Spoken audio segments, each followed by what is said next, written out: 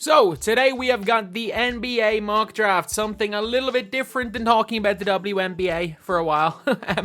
Hopefully, we're going to be talking a little bit more about it, but hopefully we can get more onto this type of stuff. But yeah, we're going to be looking at the mock draft after the deadline. So obviously players have withdrawn. Bronny James is not one of them. And we'll be talking a little bit about Bronny James, that I think the Lakers take him at 17. I have a weird feeling Lakers take him at 17. Before we get on to it, though, if you guys are new to the channel, subscribe. Thank you guys. We're at 5,100 subscribers. That is nuts. We're at like plus 600 in the last day. Thank you guys so much for all the support in this channel recently. Again, we've been trying to get away from 2K. I've been trying to get away from 2K. I thought, you know what, this is going to be a long-term tactic or a long-term thing. I'm going to take a huge hit money-wise for a while, and no, it's looking like it's going to be fine. It's looking like I might be able to do this long-term, so thank you guys so much. So, number one, they got Zachary Risachet. I actually do like Risachet. Rumor is that it's a guarantee. From what I've heard, it is a guarantee that one of Risachet and Alex Sarr is going 1 and the other is going 2. As far as I'm aware, there is a 0% chance that they slide. It says here, team, nobody knows what way they're leaning. It's unclear how much of an appetite they have for entering a rebuilding mode. And that's the thing. I think if they're going to rebuild, you take Alex Sarr. If you're not going to rebuild, you take Risachet. Because Risachet fits in better right now. He's a better player than Alex Sarr right now. Trading this pick for more immediate, I think, yeah, trading would make sense. Honestly, taking 4 and 8 and going, and if you want that big, taking like a Kalel Ware at 8, and then at number 4, taking like a Stephon Castle. Something like that I think would actually suit the team a little bit more. And I know you're saying, oh, Stephon Castle, the third point guard. That man's not a point guard. He thinks he is, but he's pretty good. He might be able to play there, but like he's not a starting point guard right now anyway. Alex Sarr at number 2, without question. Without question. With rival teams connecting Wizards to Risachet and Sarr, the long-term upside for Sarr is that he's a strong fit Washington. I actually think Sarr to Washington is perfect. Like, I don't think Sarr is that good right now, but I think Sarr does have star potential. I just don't think he's going to reach that potential early on in his career.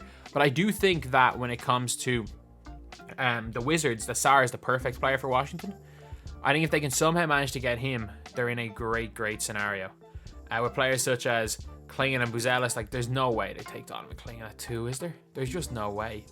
The Rockets are going to take Reed Shepherd.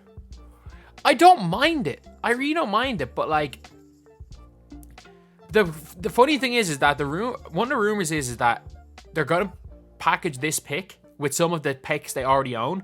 So basically, because the Nets aren't really in control of their destiny for a while, the rumor is they're going to trade this as well as a couple of the other picks they own, just so the Nets get back all their picks. If the Nets get this pick, it's gonna be like, if it's for Mikal Bridges and the Nets get this pick, they're gonna take Donovan Klingon here. They're going to take Klingon here, and they're probably going to get rid of Claxton or find a way off Claxton, even though I think Claxton's better than Klingon. Shepherd kind of makes sense. I think taking him at 3 is too high, but it's not the worst pick in the world. Stephon Castle at 4. So, like, a lot of people are mocking this to Stephon Castle. Primary position point guard. Just because the man says he wants to be a point guard does not mean he's a point guard. I'm sorry. But the problem is that you've got to then find a sniper somewhere, because Stephon Castle's gonna be fine, but I get it. Devin Vassell can shoot the ball, but like, if you got Castle, Vassell, if Keldon Johnson's still there, if Sohan's still there, you got a whole lot of non-shooting. You got a whole lack of playmaking. We've seen how bad how much better Victor Wembanyama is with a playmaker.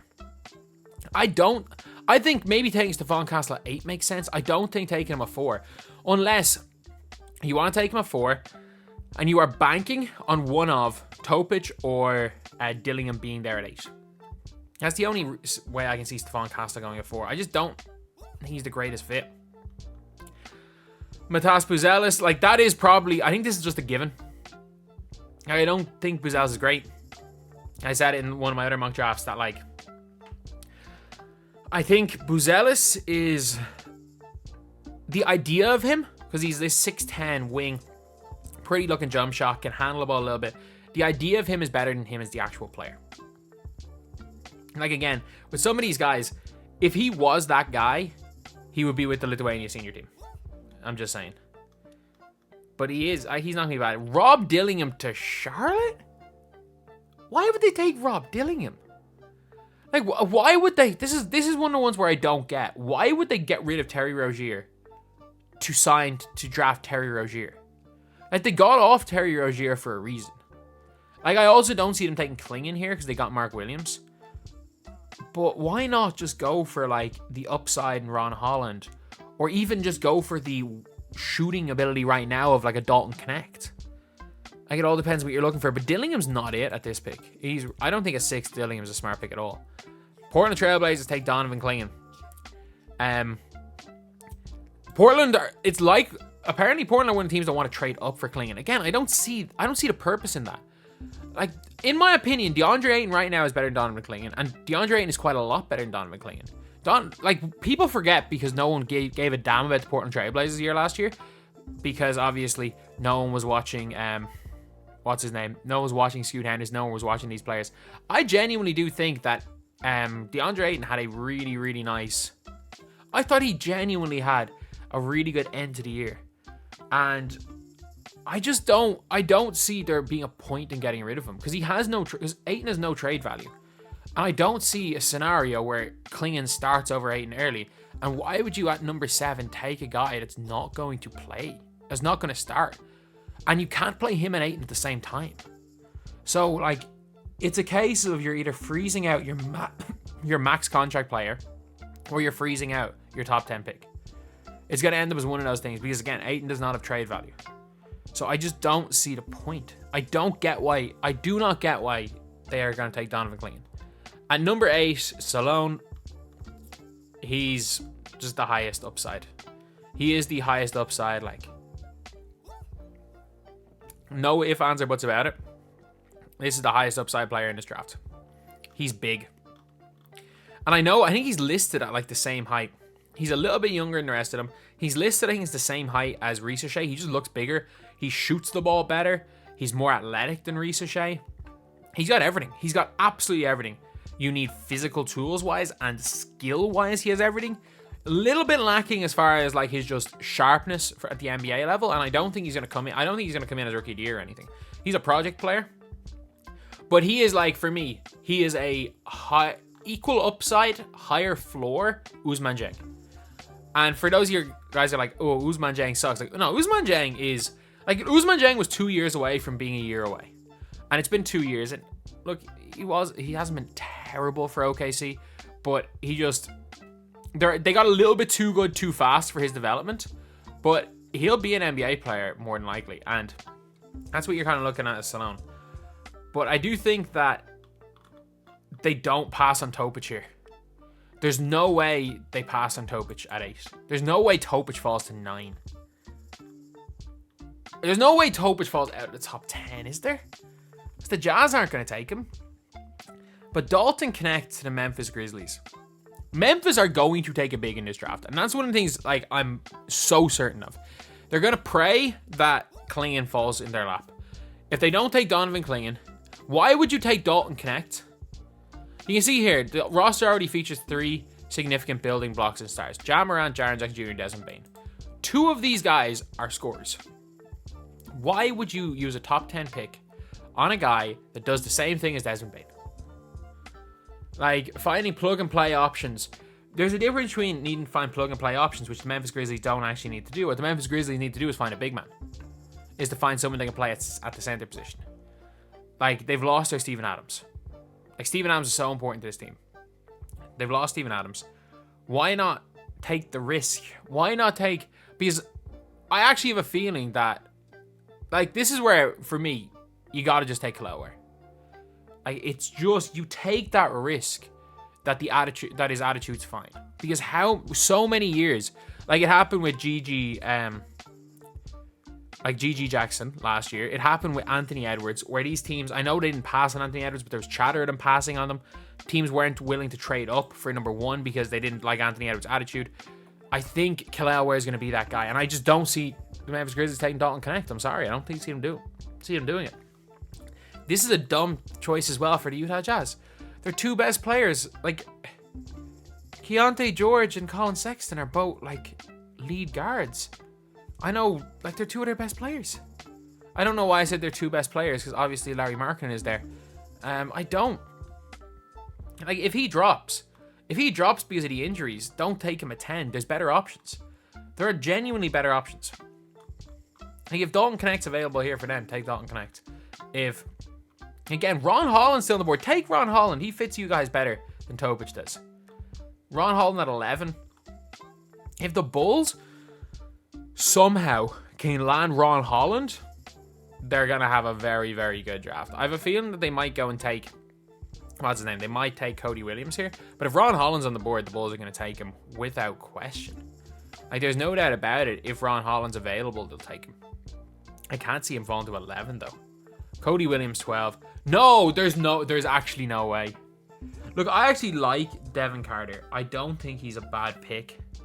There is no way, and I mean it, no way that Cody Williams falls past OKC. It's just not happening. It is not happening. They are not, and I repeat, not passing on the brother of their second best player, who is in and around this spot of the draft anyway. Like, Cody Williams. People had Cody Williams going number 1 before the tournament. He is not falling past 12, especially with 12 being OKC. There is no way. Devin Carter's a good player. Don't get me wrong. Devin Carter's a good player. Him falling to Miami, now that's dangerous. There's no way he's falling there. Jacoby Walter at 13. Yeah, Jacoby Walter, fine. Fine. Like, if I'm the Sacramento Kings, I wouldn't be necessarily looking at Jacoby Walter. If I'm them, I'm looking to replace Malik Monk, and Jared McCain might be the best player for that. I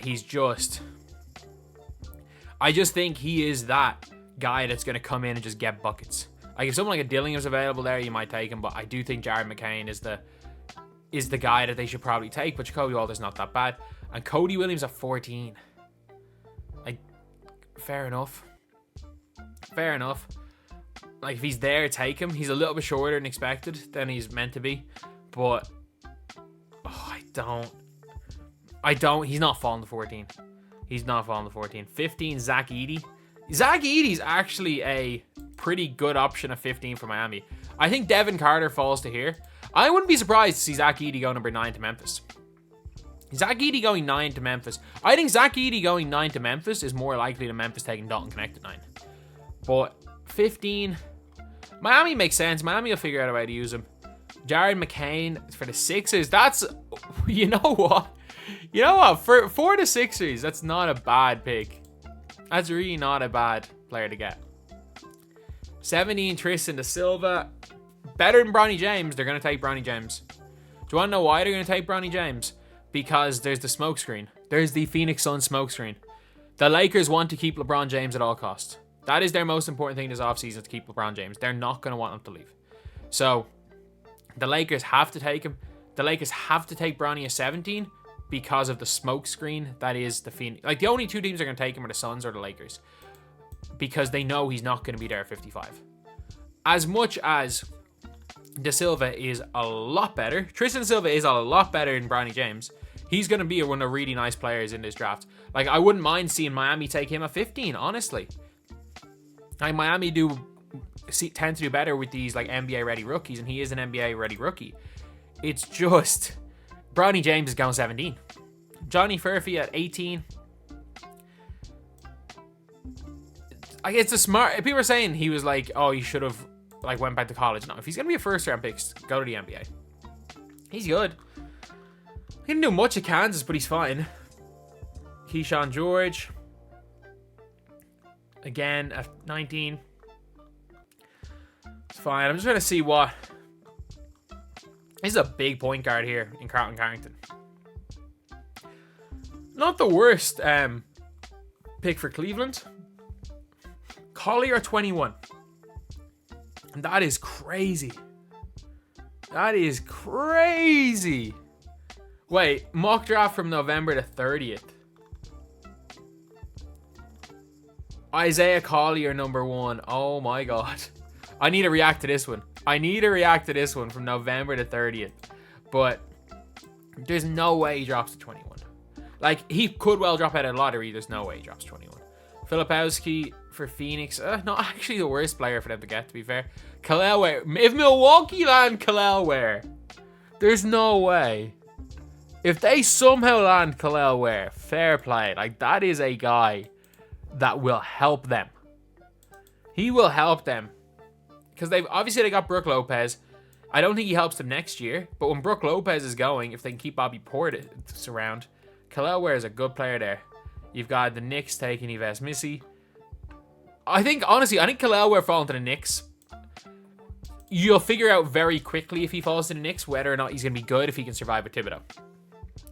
New York taking Tyler Kolek. I don't understand. I think with 2 picks in a row from New York, I think they're going to use one of these on Nikola Jurisic. I think he just fits in and he's going to play straight away. Bobby Klintman, the Swedish player. I can't remember the last Swedish player that got drafted. He is, again, good player. Like he's 24 years old. As good as he was at Creighton, as good as he was in the Combine, I still think 27 might be a bit high, especially when Jurisic is still on the board. Just want to scroll through to see is there any picks that I'm not the biggest fan of. Ryan Dunn is such an interesting one because of how good he is on defense. Terrence Shannon Jr. is a guy that, like, if the off-court stuff gets cleared up, is definitely a high pick. But obviously, there is a potential that he never plays a game in the NBA if what he's accused of is true. Who else is there? 39. If the Memphis Grizzlies land Jurisic at 39, considering they have them drafting, what's his name? Dalton Connect.